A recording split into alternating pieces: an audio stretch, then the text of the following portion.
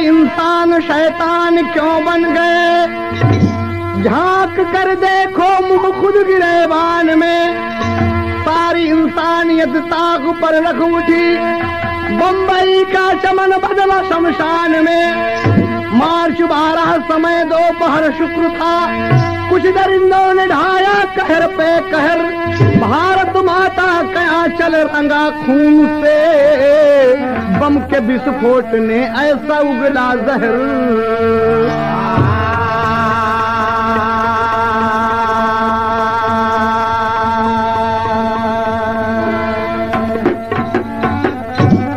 ध्यान देने योग्य बात है, विगत 12 मार्च शुक्रवार 1993 एकदम ताजी घटना, बम्बई बम कांड।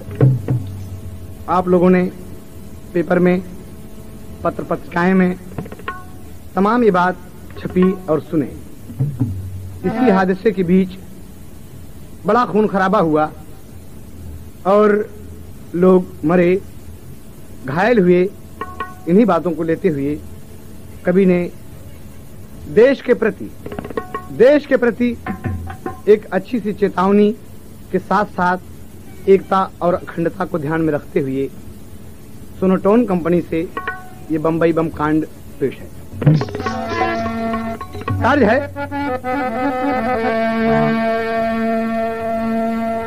पर्वतों के साए में शाम का बसेरा है।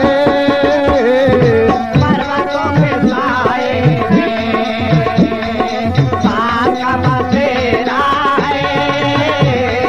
पर्वतों के साए में शाम का बसेरा है। पर्वतों के साए में। गीत का ओरिजिनल बोल रहा, लेकिन कवि का कहना है, वक्त का तकाजा है, वक्त का तकाजा है, कैसी ये नवाबी है। वक्त का तकाजा है, कैसी ये नवाबी है। वक्त का तकाजा है, कैसी ये नवाबी है। वक्त का तकाजा है,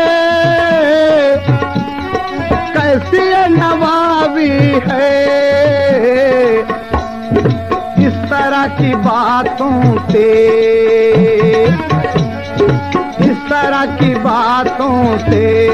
देश की खराबी है। इस तरह की बातों से देश की खराबी है। इस तरह की बातों से देश की खराबी है। इस तरह की बातों से। गौर करने की बात है, जिस बात पे प्रशासन को संदेह हो गया, प्रशासन जानबूझकर खामोश हो गया। गुजरा जो 6 दिसंबर 92 का साल, घर घर में आग लग गई, भारत का बुरा हाल। इस हादसे ने देश को झकझोर दिया था। हादसे ने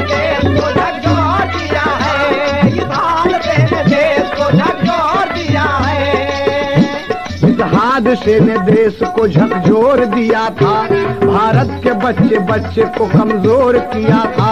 बम्बई जिसे धरती का स्वर्ग माना जाता है, महानगरी नाम से भी जिसको जाना जाता है। महानगरी नाम से भी जिसको जाना जाता है। महानगरी नाम से भी जिसको जाना जाता है।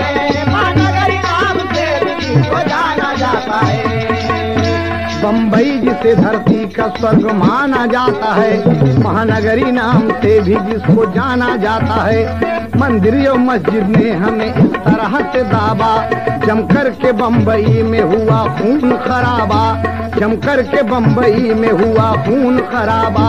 शासन और प्रशासन में ऐसा काल हो गया, चलो बम्बई में शांति का माहौल हो गया।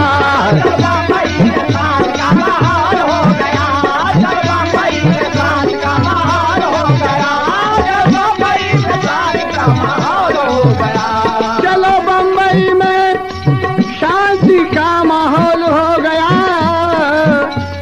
बम्बई में शांति का माहौल हो गया। फिर 12 मार्च 93 आया जब शुक्रवार, भारत की आन बान पे चलने लगी तलवार। हर शख्सियत के लोगों का दिल हो गया नाशाद, हर शख्सियत के लोगों का दिल हो गया नाशाद। 1:20 पर हुआ विस्फोट जुमाबाद।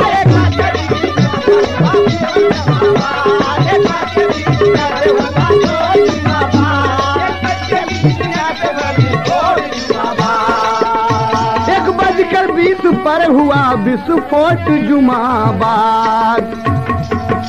बाबूजी, सोलोटोन कंपनी से आप बम्बई बम कांड सुन रहे हैं, और ध्यान देने योग्य बात है कि सन 92 में दिसंबर महीने में पूरा देश अयोध्या कांड को लेकर द्रवित रहा। बहुत खून खराबा हुआ। ये मंदिर मस्जिद के झगड़े थे, उसमें बम्बई त्राहि त्राहि कर उठी, लोग घर बार छोड़कर भाग निकले। ये उसके बाद आप देखे हैं कि बम्बई शेयर घोटाले में देश परेशान था।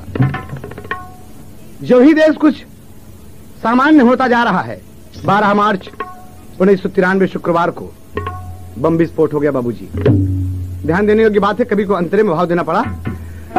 देश की महानगरी कांप उठी दहशत से, इस तरह से भारत को, इस तरह से भारत को मिले ना कामयाबी है। इस तरह से भारत को मिले ना कामयाबी है। इस तरह से भारत को मिले ना कामयाबी है।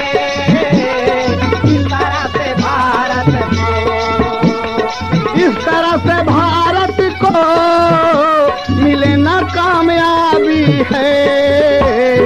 इस तरह की बातों से, इस तरह की बातों से देश की खराबी है। इस तरह की बातों से देश की खराबी है। इस तरह की बातों से देश की खराबी है। इस तरह की बातों से। बाबूजी, गौर करने की बात है, आप सब तमाम हिंदुस्तान वासियों से इस घटना के प्रति मैं ध्यान आकर्षित करता हूं अपनी पार्टी के माध्यम से, कि आप सुने और देखें कि कितना बड़ा हादसा हुआ। कभी को टेरी का भाव देना पड़ा। भारत की शान पे डाका पड़ गया, भारत की शान पे डाका पड़ गया। बम्बई महानगर में भैले बम धमाका, भारत की शान पे डाका पड़ गया। बम्बई महानगर में भैले बम धमाका, भारत की शान पे डाका पड़ गया। बम्बई महानगर में भैले बम धमाका, भारत की शान पे डाका पड़ गया।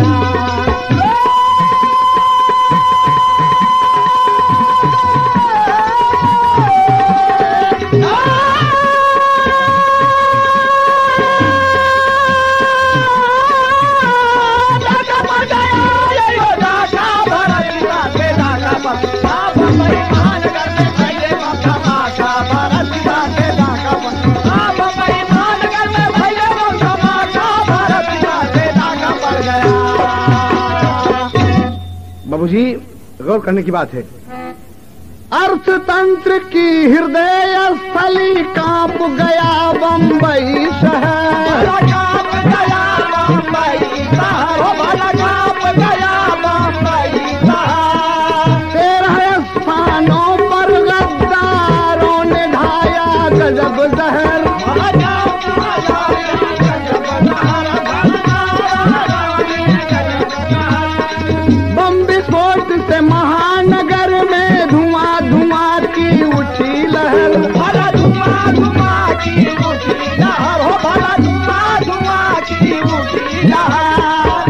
बमों के अंदर हर भागों में, बमों के अंदर हर भागों में बड़े विषैले रहे जहर। बमों के अंदर हर भागों में बड़े विषैले रहे जहर। बमों के अंदर बड़े भागों में बड़े विषैले रहे जहर।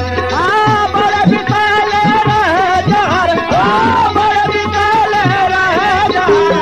बमों के अंदर बड़े भागों में बड़े विषैले रहे जहर। बमों के अंदर बड़े भागों में बड़े विषैले रहे जहर।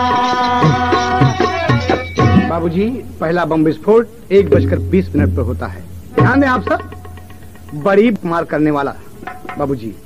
बंबई में जिन 13 स्थानों पर बम फटे वे बड़े मुख्य स्थान थे। देखिए इन दरिंदों को कितना चुन चुन के, इतना चुन चुन के स्थान रखा है कि जिसका कोई हद नहीं है। भारत की वो स्थली जो बहुत ही इंपॉर्टेंट मानी जाती है, उन्हीं स्थानों पर बम था। कवि को एक भोजपुरी तर्ज देना पड़ा।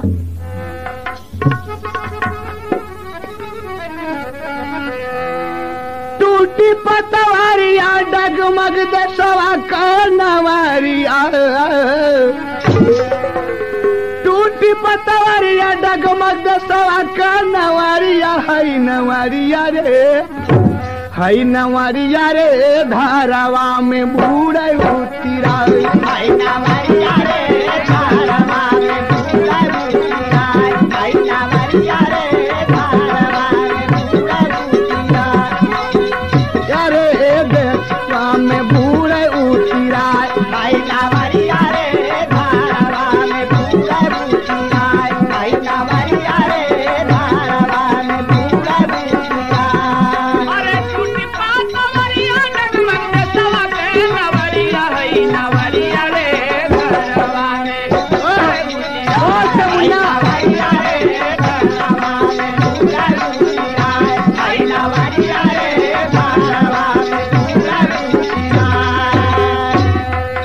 पहले भादलाल स्ट्रीट में खतरवा, पहिले भादलाल स्ट्रीट में खतरवा, पहिले भादलाल स्ट्रीट में खतरवा।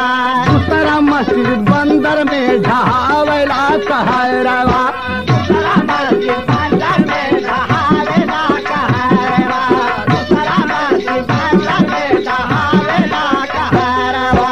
वरली मदनपुरा में खतरा सेंचुरी बजरिया, है नवरिया रे, है नवरिया रे, धारावा में बूढ़े उतिरा, है नवारिया रे, धारावा में बूढ़े उतिरा, है नवारिया रे, धारावा में बूढ़े उतिरा। ई नवारिया, ई नवारिया, ई नवारिया, ई नवारिया, है नवारिया रे, धारावा में बूढ़े उतिरा, है नवारिया रे, धारावा में बूढ़े उतिरा। एयर इंडिया मुख्यालय में भइले भी सफोटावा, एयर इंडिया मुख्यालय में भइले भी सफोटावा, एयर इंडिया मुख्यालय में भइले भी सफोटावा। झवेरी मार्केट के बिगाड़ा गईले गोटावा, झवेरी मार्केट के बिगाड़ गईले गोटावा, झवेरी मार्केट के बिगाड़ गईले गोटावा। बांदरात सिरा का होटल बरस बम बदरिया, बांदरात सिरा का होटल बरस बम बदरिया, है नवरिया रे, धारावा में बूढ़े उतिरा, है नवारिया रे, धारावा में बूढ़े उतिरा, है नवारिया रे, धारावा में बूढ़े उतिरा। है नवारिया, है नवारिया, है नवारिया, है नवारिया, है नवारिया रे, धारावा में बूढ़े उतिरा, है नवारिया रे, धारावा में बूढ़े उतिरा। सांता क्रूज में बासन तार जो होटलिया, सांता क्रूज में बारंदार पे होटलिया, सांता क्रूज में बारंदार पे होटलिया। बाहर हवाई अड्डे पे माची जी गए बवालिया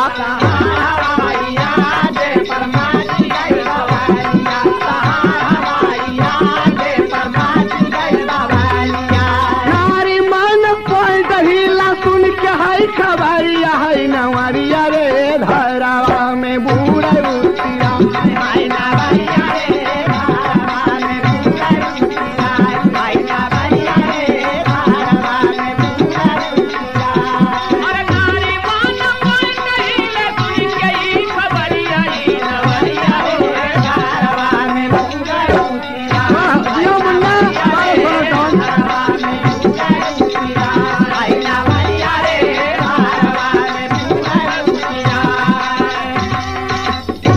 इसी बीच आखिरी विस्फोट जुहू जीजी सेंटार होटल में फटा। महानगरी अस्त व्यस्त हो गई। पूरा बंबई शहर स्तब्ध रह गया बाबूजी। सनाका खा गए सब, ठगरा मार गए। कहना है यहाँ पर विदेशिया का भाव कभी देख लें। हाय रे समैया दैया मानो कसैया भैले गैया हलाल कैले भरी धूपहरिया के तनन कमाटी भैले मांगी का से नूरावा हो के तनन का लुटी गईले आँखी के पुतरिया के तनन बहिनिया का बीरना हेराई गईले के तनन का सुनी भैली महल अटरिया के तन नया नाथ भैले कवनो सहारा नाही के तनन का छोड़ी गईले बाप महातरिया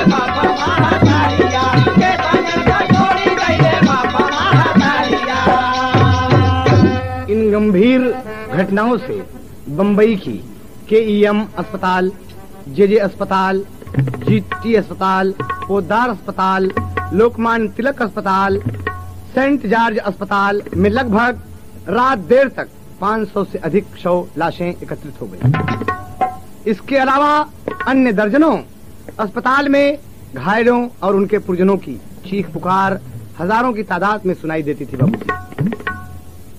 कई अस्पताल के वार्ड ऑपरेशन थिएटर बना दिए गए। डॉक्टरों ने बड़ी लगन उपचार से मेहनत किया। जेजे अस्पताल की एक छोटी सी कहानी है बाबूजी। जेजे अस्पताल की तीसरी मंजिल पर वार्ड नंबर 19 के बाहर कॉरिडोर में खड़ी एक औरत श्रीमती मौर्य बिलख बिलख कर रो रही हैं। भीतर उनका एक लौता बेटा 12 बरस का कमलेश विस्फोट से घायल पड़ा है, जहां डॉक्टर उसका ऑपरेशन कर रहे थे। कहानी यूं है, जरा ध्यान दीजिए आप सब। ये बड़ी छोटी सी बात है कि लोग अपनी गरीबी अपने बच्चे को ना पढ़ा सकी माँ, बच्चा भागकर गांव से बॉम्बे आता है। और कहानी यूं है, तर्ज है ठीक, गौवा से खो जाई गईले,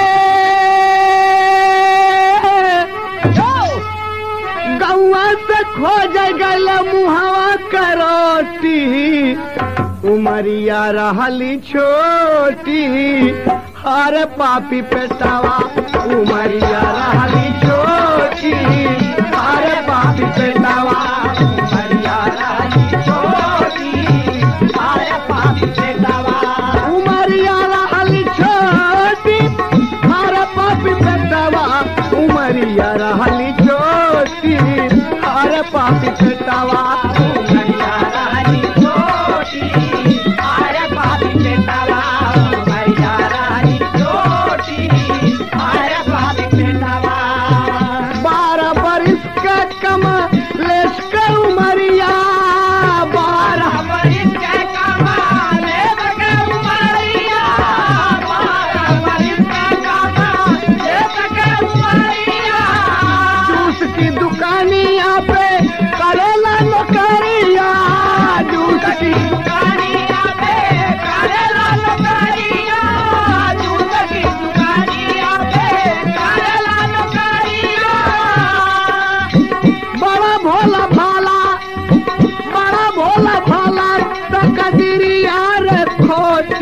उमरिया रहली छोटी अरे पापी पेटावा उमरिया रहली छोटी अरे पापी पेटावा उमरिया रहली छोटी अरे पापी पेटावा उमरिया रहली छोटी अरे पापी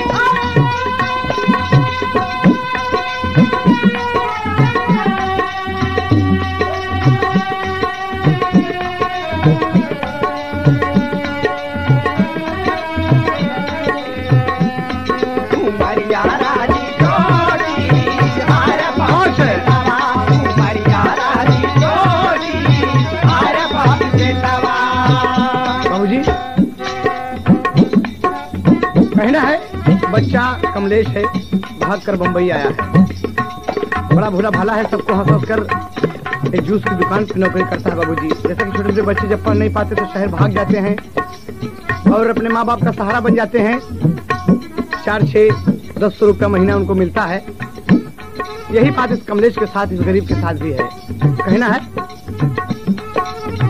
जूसवा पियावे सबका धोवे लगी लसिया जुगवा पियावे सबका धोवे लगी लसिया जुगवा पियावे सबका धोवे लगी लसिया माई का सहारा कम लेस परदेसिया माई का सहारा कमा ले सफर देसिया माई का सहारा कमा ले सफर देसिया हाँ बचावा का कहानी सुन के कांप बोटी बोटी उमरिया रहली छोटी अरे पापी पेटावा उमरिया रहली छोटी अरे पापी पेटावा उमरिया रहली छोटी अरे पापी पेटावा उमरिया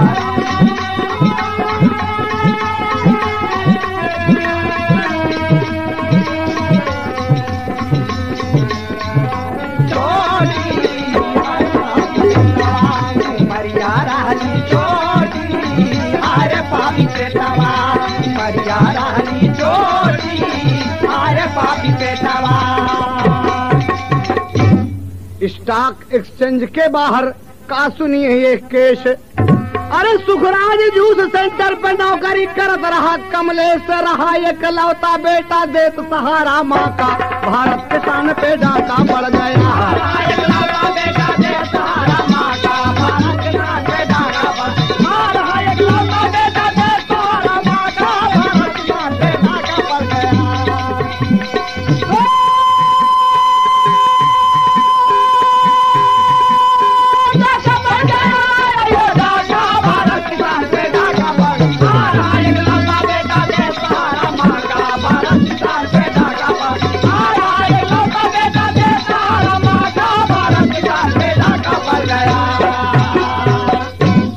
मार्च को सुबह कहानी पर ध्यान दीजिए आप सब सोनोटोन से 12 मार्च को सुबह माँ ने कहा बेटा बेटा कमलेश बड़ी देर तक सो रहे हो मुन्ना आज काम पर नहीं जाओगे बेटा जगा और माँ को प्रणाम किया नहीं माँ जरूर जाऊंगा आज तो मेरी तनख्वाह मिलेगी माँ मैं जरूर जाऊंगा और जानती हूँ माँ हम तुम्हारे बदे ए माँ हम तुम्हारे बदे एक सुंदर धोती लिया हुआ माँ बड़े प्यार से बेटे को हृदय से लगा लिया और कहा कभी को इतना देना पड़ा तो हई हमारा जिंदगी का हुआ आधार बचवा चुम्मा दे दा बचवा चुम्मा दे दा तो हई हुआ जिंदगी हमार बचवा चुम्मा दे दा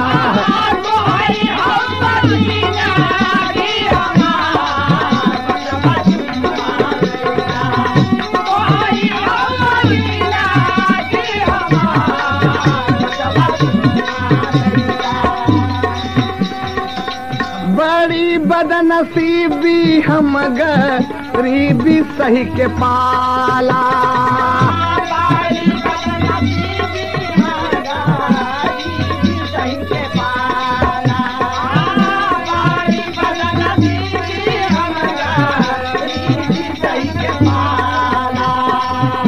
तो ही हमारे आखिया के बचवा उजाला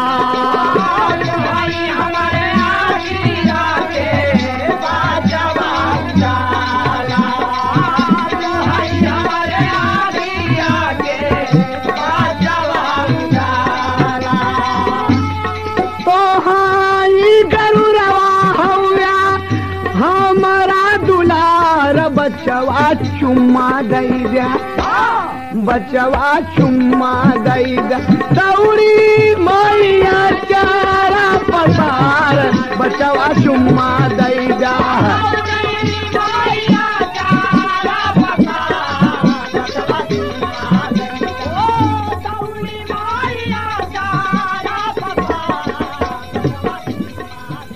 बचवा चुम्मा दे दे। और खड़ा हुआ बाबूजी, माँ ने चुम्मा ले लिया। क्या कहा था? अरे या बना पहिनबू अम्मा कबहू धोती मोटिया,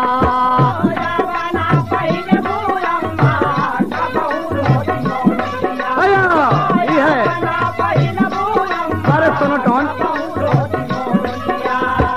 हम के खियावा अपने हाथवा से रोटिया,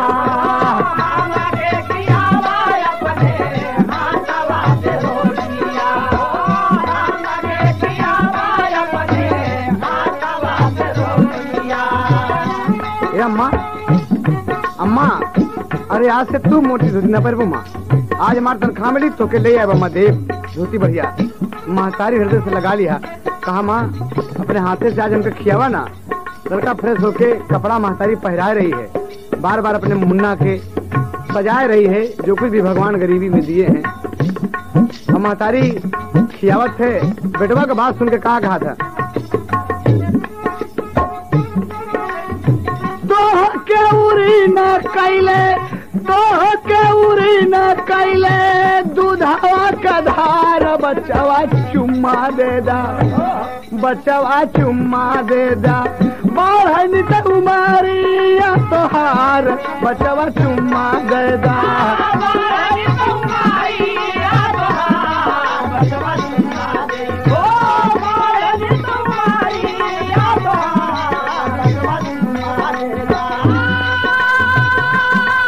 मुन्ना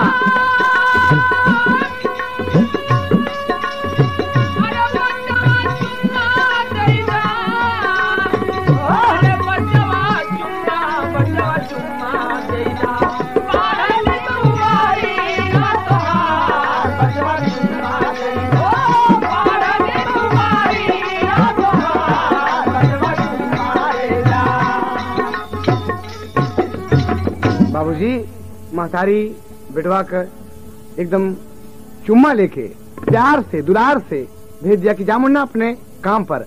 जूस की दुकान की तरफ सूखी रोटी लेके चला गया। बाबूजी माने का कुछ सब्जी लेके बिटवा रोटी खा लिया दोपहर में। हाँ अम्मा आज हम तुम्हारी धोती लेके आए अम्मा, आज हमारे सेठ जी हमके कुछ पैसा देंगे अम्मा, हमारा तनख्वाह मिले। कितना अरमान बच्चा लेके जाता है बाबूजी। महतारी खड़ी अपने मुन्ना का देख रही है, अपने मुन्ना का देख रही है। बेटवा चला जाता खुशी दूरी गया है। और कहा था ए मुन्ना, कहे पापड़ में भाव पत्ती पड़ मास्टर। हाँ अरे जौने दिनवा माथे लगी चौरावा, बचवा नचबे हम। जौने दिनवा माथे लगी चौरावा, बचवा नचबे हम। अब बच्चा के मुड़े पे बंधे मऊरावा, बचवा नचबे हम।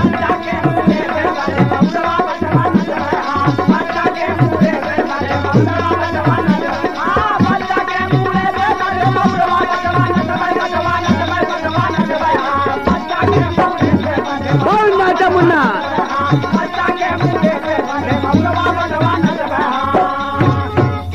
कपड़ा बदल के चला उमरिया, 12 साल का छोटी रे।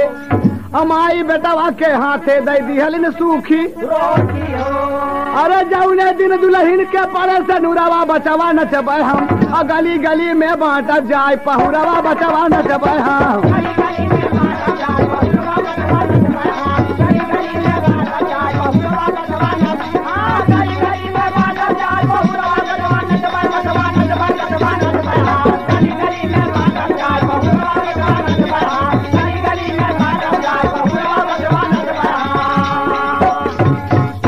तुम तो इतनी उम्र में शादी ब्याह की बात करने लगी।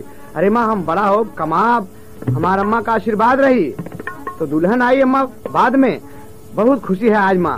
अब बच्चा हंसत की चला गवा, महतारी खुशी से रोवई हो। और नल के ऊपर पहुँच के माँ बेटवा का कपड़ा धोवई हो। अरे पूर्व विधाता कैले सब गरुरवा बचवा नचबै हम, केतना निक कमलेश कया है सहुरवा बचवा नचबै हम।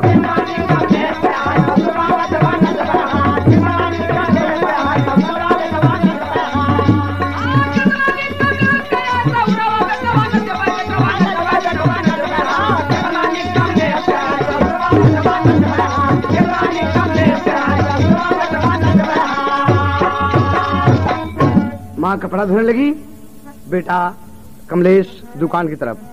कमलेश दुकान पर लोगों को जूस दे रहा है खुशी खुशी से। सेठ जी के आगे बेटे हाँ सबको जूस दे रहा है। बाबूजी उसी वक्त 1:15 हुआ है और कमलेश बोला कि सेठ जी भूख लगी है, रोटी खा लूं? सेठ जी बोले बेटा यही 4-5 गिलास जूस साहब लोगों को दे दो और फिर आराम से बैठकर खूब इत्मीनान से रोटी खाओ। कहा अच्छा जी जैसा आपका हुक्म है।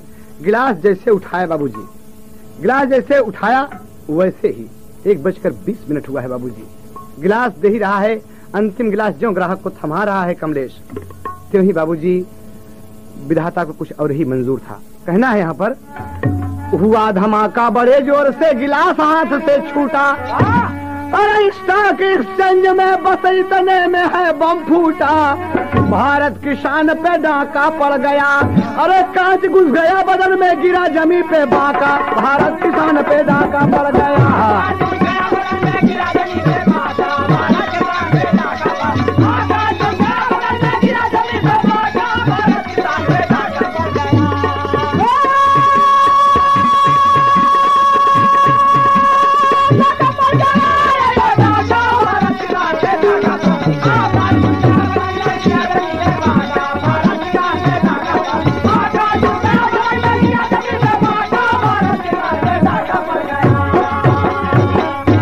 बाबूजी उसी वक्त बम विस्फोट हुआ।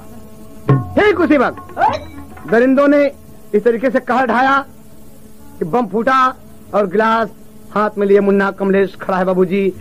कांच के तमाम टुकड़े, लोहे के तमाम टुकड़े उसके जिस्म में भर गए बाबूजी। सब अस्त व्यस्त हो गया, बच्चा गिर गया बाबूजी। देखिए इस बम विस्फोट से कैसे होता विदेशिया में भाव है। काफी लोग घायल भइले, काफी मरी गईले, भरी गईली जे अस्पताल हो बबुआ, भरी गईली जे अस्पताल।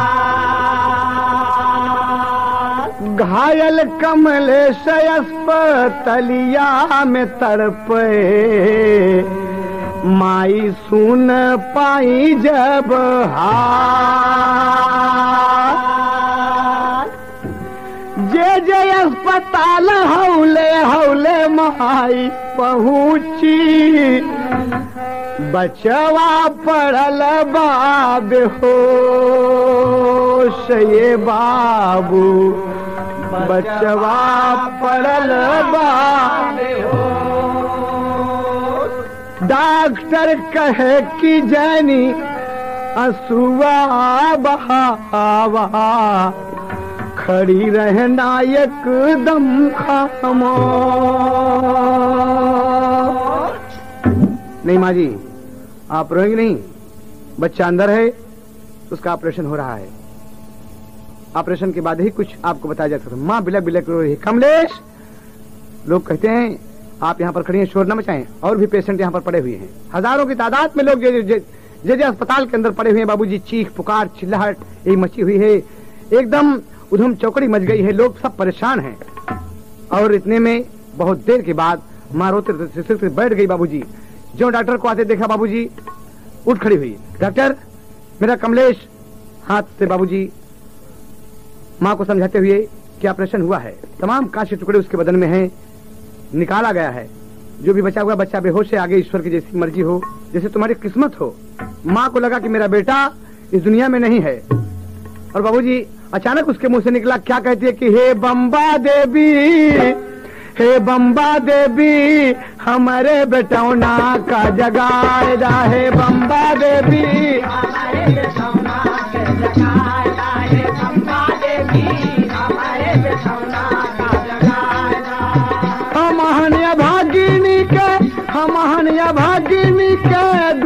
दुखवा मिटाए दा ये बम्बा देवी हमारे बेटौना के जगाए दा हे बम्बा देवी हमारे बेटौना के जगाए दा हे बम्बा देवी हमारे बेटौना के जगाए दा।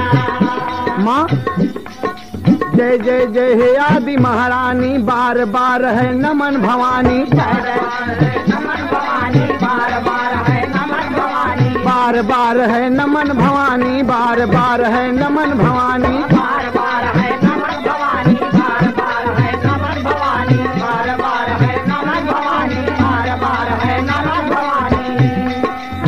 दुखिया का सपना सजाए जा दुखिया का सपना सजाए जाए बम्बा देवी हमारे बेटुआ के जगाए जाए बम्बा देवी हमारे बेटौना के जगाए जाए बम्बा देवी हमारे बेटौना के जगाए जाए। तेरे नगर में लाल पड़ा है तेरे नगर में लाल पड़ा है तेरे नगर में लाल पड़ा है बेटे के सरकार चढ़ा है बेटे के सरकार चढ़ा है बेटे के सरकार चढ़ा है। भिखिया से चरा भराए दा भिखिया से चरा भराए जाए बम्बा देवी हमारे बेटौना के जगाए जाए बम्बा देवी हमारे बेटौना के जगाए जाए बम्बा देवी हमारे बेटौना के जगाए जाए। हम हनिया भगिनी के दुखवा मिटाए दा हम हना भगिनी के दुखवा मिटाए जाए बम्बा देवी हमारे बेटौना के जगाए जाए बम्बा देवी हमारे बेटौना के जगाए जाए बम्बा देवी हमारे बेटौना के जगाए जाए। माँ हमार जीवन ले ला हमार जिंदगी ले ला माँ लेकिन हमारे कमलेश को बचा दा माँ ए बम्बा देवी तोहरे नगर में हमार बेटवा रोटी खोजे आए माँ हमारे मुन्ना को बचा दे माँ तोहार बड़ा नाम है बम्बा देवी हमारे मुन्ना को जगाए दा माँ हमार जीवन ले ला माँ कहा था ऑपरेशन हो रहा है माता ऑपरेशन हो रहा है माता ऑपरेशन हो रहा है माता बेहोशी में लाल चिल्लाता बेहोशी में लाल चिल्लाता बेहोशी में लाल चिल्लाता बेहोशी में लाल चिल्लाता बेहोशी में लाल चिल्लाता बेहोशी में लाल चिल्लाता। हाँ बच्चा का उमरिया बढ़ाए जा हाँ बच्चा का उमरिया बढ़ाए जाए बम्बा देवी हमारे बेटौआ के जगाए जाए बम्बा देवी हमारे बेटौआ के जगाए जाए बम्बा देवी हमारे बेटौआ के जगाए जाए। हम हनिया भगिनी के दुखवा मिटाए जाए बम्बा देवी हमारे बेटौना के जगाए जाए बम्बा देवी हमारे बेटौआ के जगाए जाए बम्बा देवी हमारे बेटौआ के जगाए जाए। बाबूजी डॉक्टर बाहर निकले हुए हैं डॉक्टर की बात सुन के बाबूजी दूसरा डॉक्टर जब बाहर निकलता है तो फिर पूछती है साहब हमार मुन्ना कैसे है हमार कमलेश कैसे है बाबू साहब कहा ईश्वर पर भरोसा रखो कुछ कहा नहीं जा सकता ये बात ओकरे कान में जो पड़ी बाबूजी तो मतारी पागल हो गई एकदम और नाच गई और बड़ी जोर से चिल्लाती है कि कमलेश और बाबूजी अरे डॉक्टर जी की सुन के बानी माता बड़ी जोर चिल्लानी गिर के मरी गई महातरिया करम का दुर्गति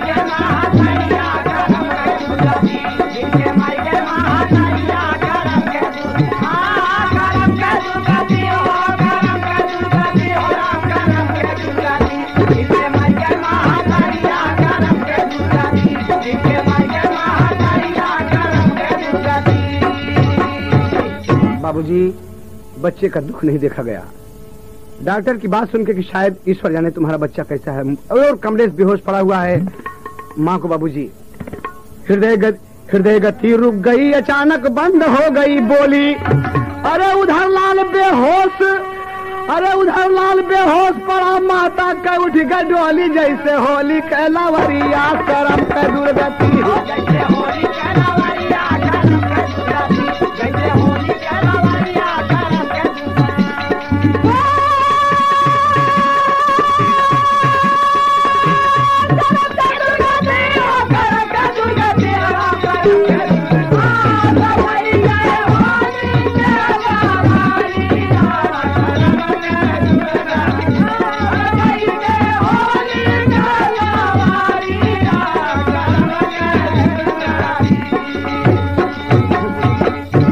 बाबूजी, माँ चल बसी। बूढ़ी माँ की तकदीर खोटी थी और चल बसी। जब इधर देखिए 6 घंटा के बाद इधर बच्चा जब होश में आया, अरे पीड़ा उठी बदन में, माई माई कह चिल्लाया। आया डॉक्टर तौने घरिया करम के दुर्गति। आया डॉक्टर तौने घरिया करम के दुर्गति। आया डॉक्टर तौने घरिया करम के दुर्गति। करम के दुर्गति, करम के दुर्गति, करम के दुर्गति। आया डॉक्टर तौने घरिया करम के दुर्गति। आया डॉक्टर तौने घरिया करम के दुर्गति। बाबूजी इधर देखिए आप, 3 दिनों के बाद डॉक्टर माँ की मौत बताए। कमलेश चिल्लाता है, माँ माँ मैं कहाँ हूँ? डॉक्टर बताते हैं, बेटा तुम हॉस्पिटल में हो। जी जी अस्पताल में हूँ मुन्ना। क्या नाम है तुम्हारा? कमलेश। कहा तुम ठीक हो बेटा?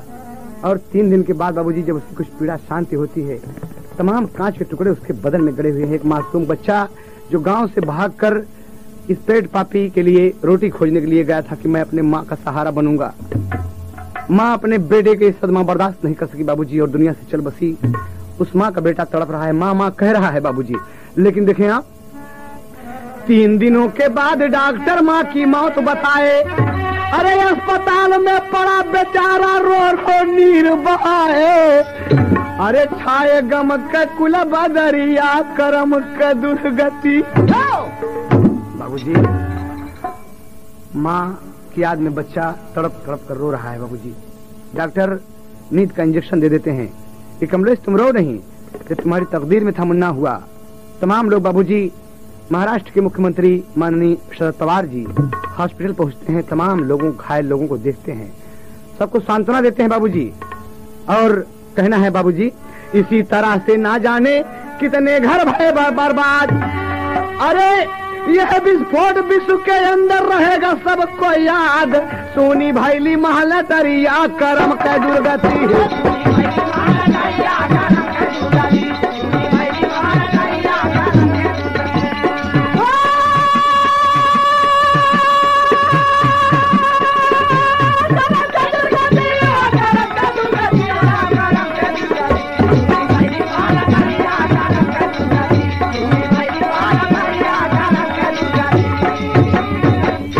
बाबूजी जाने कितने लोग, जाने कितने घर बर्बाद हो गए। पेपर कुछ कहता है, पत्रिकाएं कोई हकीकत है बाबूजी की अनगिनत लोग मारे गए, हजारों की तादाद में लोग मारे गए और हजारों की तादाद में लोग घायल हुए, उजड़ गए। बम्बई वीरान हो गई बाबूजी, बड़ी बड़ी इमारतें ढह गई, बड़ी बड़ी होटलें ढह गई। स्टॉक एक्सचेंज, दलाल स्ट्रीट जैसे मुख्य मुख्य जगह सभी बम विस्फोट में तितर बितर हो गए बाबूजी। एकदम कांच के टुकड़े, धुआं धुआं।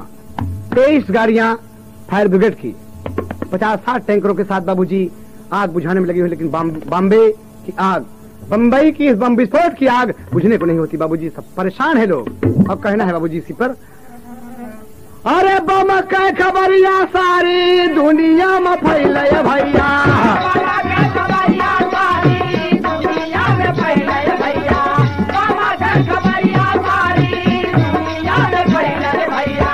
देश विदेश सब गैले थरथरा,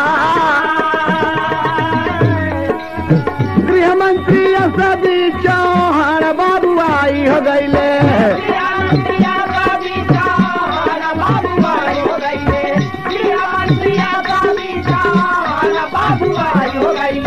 घटना का देख दी है अफुआ बहा,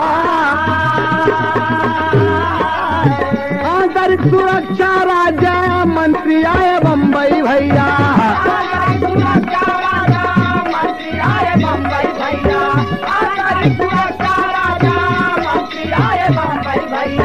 राजेश पायलट का मना मुरझा, प्रधानमंत्री पीवी नरसिंह राव औले भैया।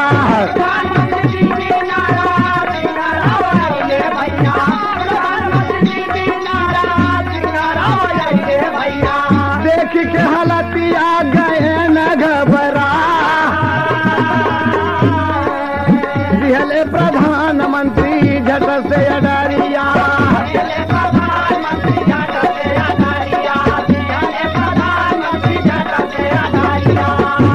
हाँ गृह मंत्री दिए बाबू से नाला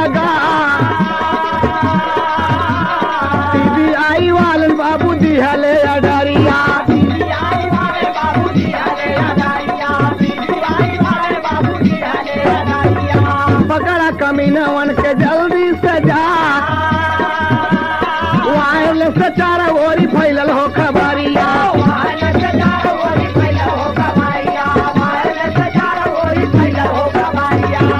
अरे मेमन बंधुआ के ओरी तब जाए हो,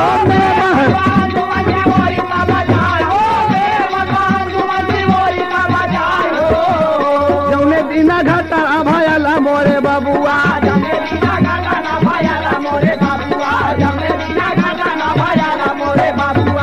घटना के पहले दुबई चला जा, भारत सरकार बाबू खोजिया लगावे,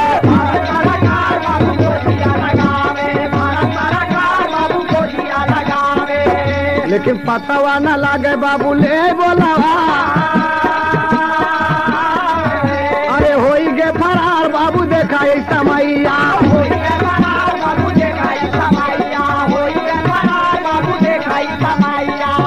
हाँ मेमन बंधु सब बाबू गए घबराए हो,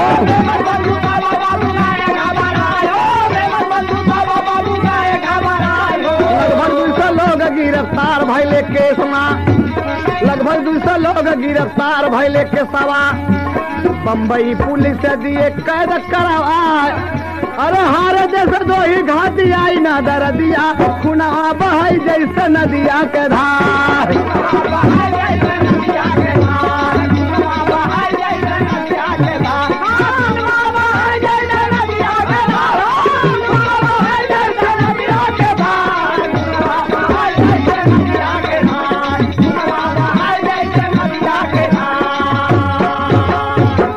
देश के तमाम कर्णधार बंबई पहुंचे, हालात का जायजा लिए, देखकर सब स्तब्ध रह गए बाबूजी। बंबई बम कांड अभियुक्तों का सुराग लगा, मेमन बंधुओं की तरफ संकेत गया, विदेश की तरफ भी इशारा हुआ, पाकिस्तान ने जोरदार खंडन किया और पता चलता है बाबूजी कि मेमन बंधु दुबई से भागकर पाकिस्तान आए, पाकिस्तान से भागकर अफगानिस्तान गए, अभी तक गिरफ्तारी नहीं हुई बाबूजी। ये भारत सरकार के तमाम सुरक्षा विभाग के लोग लगे हुए हैं और पकड़ने में व्यस्त हैं। तो कहना है इसी बीच थोड़ी सी घटना हो जाती बाबूजी। 16-17 मार्च के बीच तो कलकत्ता के बहु बाजार में हो गई ले बम विस्फोट, कलकत्ता के बहु बाजार में हो गई ले विस्फोट, अरे मरे सैकड़ों लोग वहाँ पर लगी चोट पे चोट। बम्बई बाबूजी, अरे बम्बई कलकत्ता में घेर उठा कुल नाका। बाबूजी कलकत्ता में भी विस्फोट हुआ। एक बात कहना है बाबूजी, देश के कर्णधार और सिपाही ललकार कर कहते हैं, और क्या कहते हैं बाबूजी, हमारा कहना है अगर इस घटना के पीछे किसी के मन में मंदिर मस्जिद की बात अंकुरित हो तो उसे निकाल फेंकिए, ये सांप्रदायिकता निकाल फेंके। और कहना है बाबूजी कि ना मस्जिद से बैर है न मंदिर से बैर है, हिंदुस्तान एक है, अखंड रहेगा। और कहना है अरे एक ढांचा के कारण, अरे एक ढांचा के कारण देश का ढांचा जी ने बिगाड़ा, एक ढांचा के कारण देश का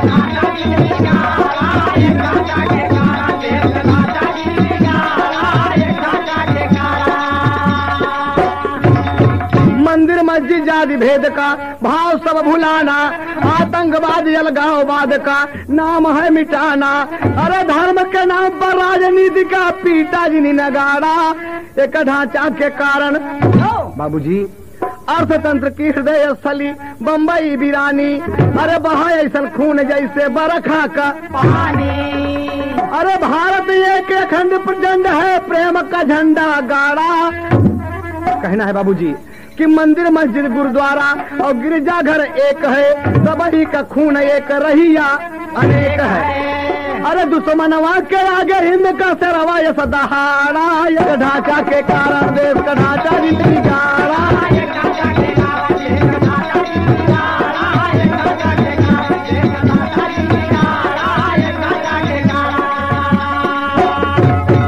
खून खराबा चारों तरफ बाबूजी, ये शोर शराबा, सांप्रदायिकता, जाति पात, अलगाववाद, आतंकवाद, भाईवाद, भतीजावाद इत्यादि कुछ भावनाओं को हमें दूर करना चाहिए। हिंदुस्तान को चाहिए कि अपने हृदय को साफ रखें, किसी तरह का बैर भाव न रखें। और कहना है बाबूजी अंतिम बात में, अरे हिंदू मुस्लिम सिख ईसाई भाई भाई गाए जा हैदर का संदेशावा, हैदर का संदेशवा टोके में गति आए जा, हैदर का संदेशवा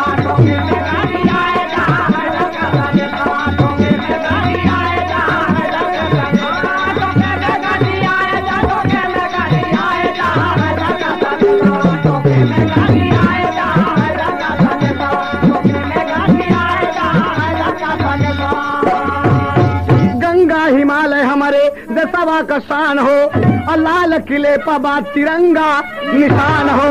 अरे गीता ग्रंथ बाइबिल कुरान अपनाए जा, हैदर का संदेशवा टोके में गति आए जा। और सनातन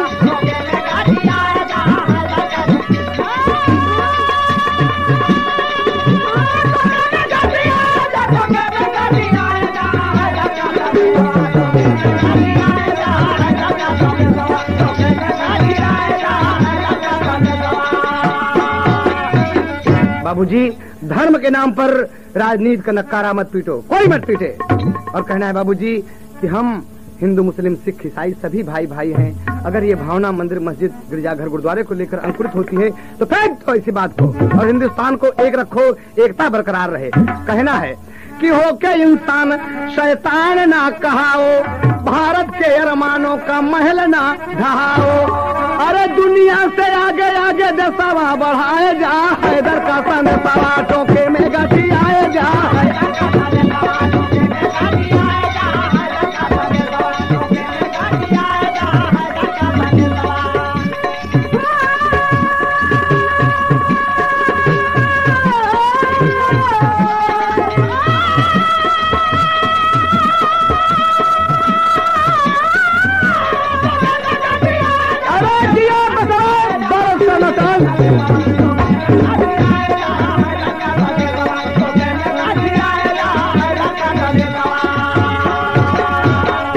टोन से आप बम्बई बम कांड सुने बाबूजी।